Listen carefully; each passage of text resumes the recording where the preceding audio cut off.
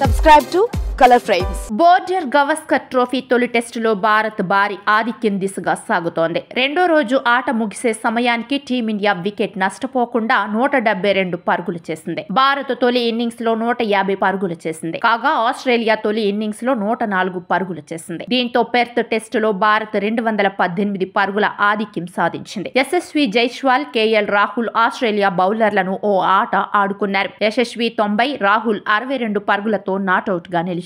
46 పరుగుల ఆధిక్యంతో బరిలోకి దిగిన యశస్వి జైస్వాల్, కేఎల్ రాహుల్ సహనంతో ఆడుతూ తమ ఉద్దేశాలను చాటుకున్నారు. ఎప్పుడూ దూకుడుగా ఆడే యశస్వి జైస్వాల్ ప్రశాంతంగా సింగిల్స్ మరియు డబుల్స్ తీస్తూ బౌలర్ల సహనాన్ని పరీక్షించాడు. తొలి ఇన్నింగ్స్ లో వివాదాస్పద అవుట్ తో వెనుదిరిగిన కేఎల్ రాహుల్ రెండో ఇన్నింగ్స్ లో నిలకడగా ఆడాడు. ఉదయం నుంచి మధ్యాహ్నం వరకు వికెట్ పడకుండా ఆసీస్ ప్లేయర్లను పరుగులు పెట్టించారు. బలహీన బంతుల్ని టార్గెట్ చేస్తూ 4లు, 6ర్లతో విరుచుకుపడ్డారు. వరల్డ్ లో మోస్ట్ డేంజరస్ గా చెప్పుకునే పెర్త్ పిచ్ మీద అలవోకగా భారీ షాట్లు బాదారు. నీళ్లు తాగినంత ఈజీగా బౌండరీలు కొట్టారు. అయితే కంగారు బౌలర్ల నుంచి మొదట్లో ఎదురైన పోటీ ఒత్తిడిని తట్టుకుని వాళ్ల భారతం పట్టారు. ఒకప్పుడు టెస్టుల్లో రాహుల్ ద్రవిడ్, లక్ష్మణ్ ఎలాగైతే బౌలర్లకు చుక్కలు చూపించారో ఈ రోజు జైస్వాల్, రాహుల్ ఆ రోజుల్ని గుర్తు చేశారు. ఇన్నింగ్స్ లో జైస్వాల్ 193 బంతుల్లో 90 పరుగులతో నాటౌట్ గా నిలిచాడు. కేఎల్ రాహుల్ 153 బంతుల్లో 63 పరుగులతో నాటౌట్ గా నిలిచాడు. ఆస్ట్రేలియా గడ్డపై భారత్ కు ఇది